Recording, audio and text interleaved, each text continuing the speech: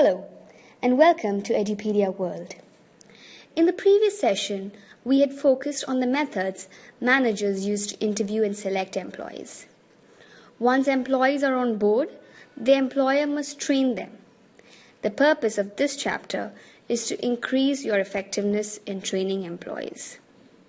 The main topics we'll be covering include orienting employees, the training process, analyzing training needs, implementing training and development programs, and evaluating the training effort.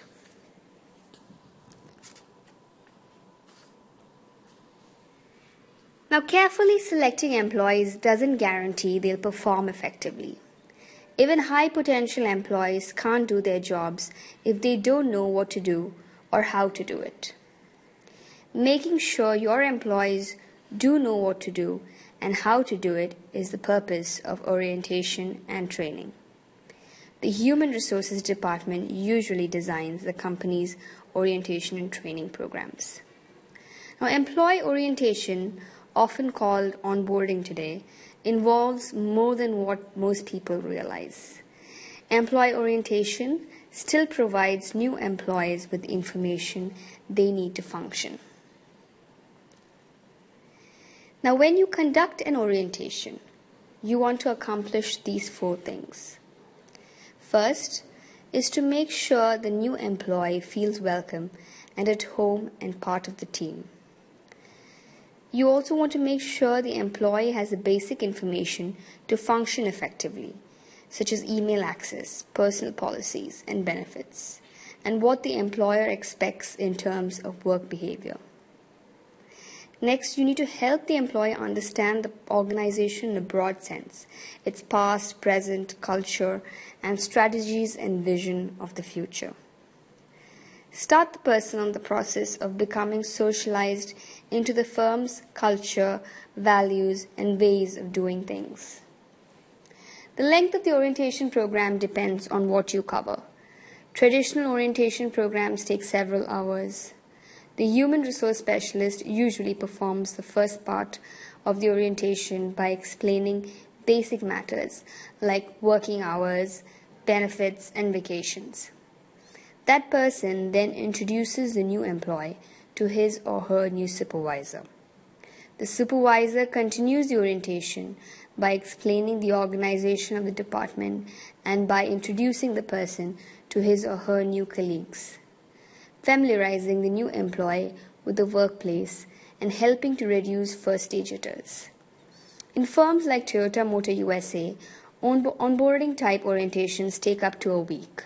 These may include video lectures by company officers and exercises covering matters like company history, vision, and values. Now, directly after orientation, training should begin. Training is the process of teaching employees the basic skills they need to perform their jobs or for developing additional skills. The firm's training programs must make sense in terms of the company's strategic goals. Also, training is part of the larger issue of performance management. This is an integrated, goal-oriented approach to assigning, training, assessing, and rewarding employees' performance. Managers set goals for their employees, and training is one of the ways an organization helps employees meet those goals. In any case, training is the hallmark of good management. Now, the training process includes 5 steps. Each step should be completed thoroughly, as each builds on the other. The more time and effort spent on the previous step, the better the next steps. Now, the first step is the need analysis step, where you identify the specific knowledge and skills the job requires and compare these with the prospective trainees' knowledge and skills. In the second, which is the instructional design step, you formulate specific measurable knowledge and performance training objectives and then review possible training program content, which could include workbooks, exercises, and activities, and estimate a budget for the training program. The third step is to validate the process by training a small group of people or a sample group and checking if it will be effective. The fourth step is to implement the program by actually training the targeted employee group using methods such as on-the-job or online training. And finally, in an evaluation step, you assess the program's success or failures. Now, in a training needs analysis, how you analyze training needs depends on whether you're training new or current employees. The main task in analyzing new employees' training needs is to determine what the job entails and to break it down into subtasks, each of which you then teach the new employee. Analyzing current employees' training needs is more complex, since here you have the added task of deciding whether training is the solution, because at times it may not be the solution, right?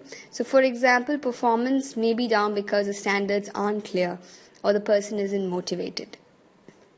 So in terms of task analysis, that is used when you're assessing new employee needs, and the performance analysis is used to assess the current employee's needs. And in task analysis, some managers supplement the job description and specification with a task analysis form.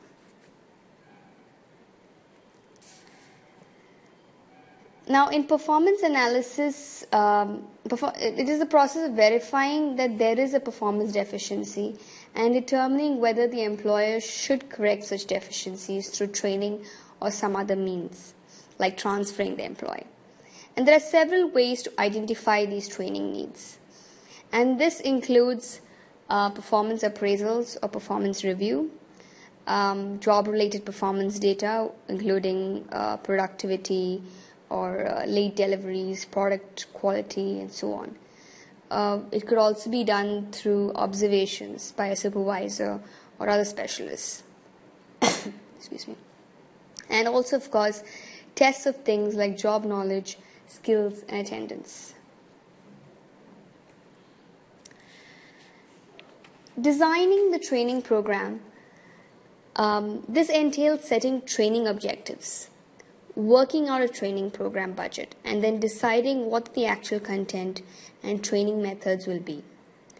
For all the most trivial training programs, for all but the most trivial training programs, the employer will also want to see and approve a training budget for the program. And there are many ways to implement training programs, and these are some of the widely used methods for training programs. So the list goes on. We would be getting into details of each of them going forward, so the first one is on-the-job training. Then we have job instruction training. We have lectures, program learning, audio-visual training, simulated training, and distance and online training. Now, validation, which is step 3 of the training process. We had discussed this in great detail during the selection chapter when we discussed how organizations create valid selection measures for hiring new employees. In order to determine a training's validity, the company must test the training on a sample of employees to see if those who receive the training have better performance on the job than those who did not receive the training. This sampling process should be conducted on multiple groups to make sure the training is valid.